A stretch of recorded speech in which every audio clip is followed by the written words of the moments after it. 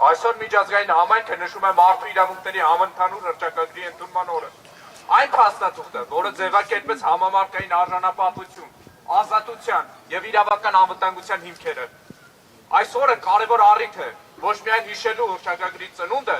այլ նաեւ վերահաստատելու հավատարմությունը նրա սկզբունքներին, որոնք պարտադիր են բոլոր պետությունների համար, անկախ քաղաքական, աշխարհագրական, թե ռազմական հանգամանքներից։ Եվ այսօր 21-րդ դարում տեղի ունենում կեղծ դատավարություններ հայ ռազմագերիների դեմ, որտեղ խախտվում է նրանց իրավունքները։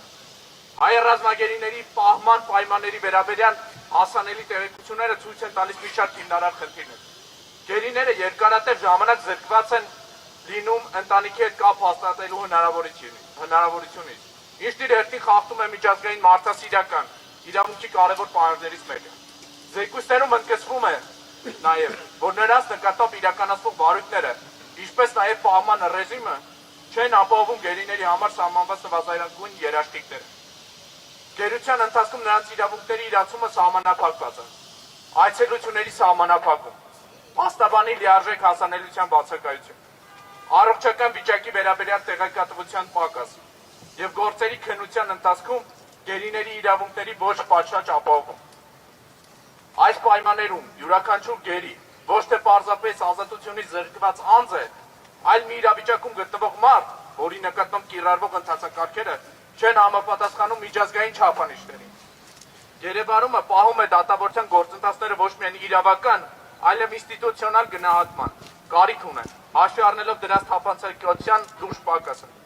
Կոչ ենք անում ՄԱԿ-ին եւ միջազգային հանրությանը անմիջապես միջամտել, պահանջել Բաքվի բանտերում պահվող հայ ռազմագերիների ազատում, գնահատել նրանց դատավարությունները, ապահովել միջազգային չափանիշներին համապատասխանություն եւ պաշտպանել մարդու հիմնարար իրավունքների անխոչնդոտ իրացումը։ Այսօր մարդու իրավունքների համընդհանուր հռչակագրի օրվա առթիվ մենք հիշում ենք,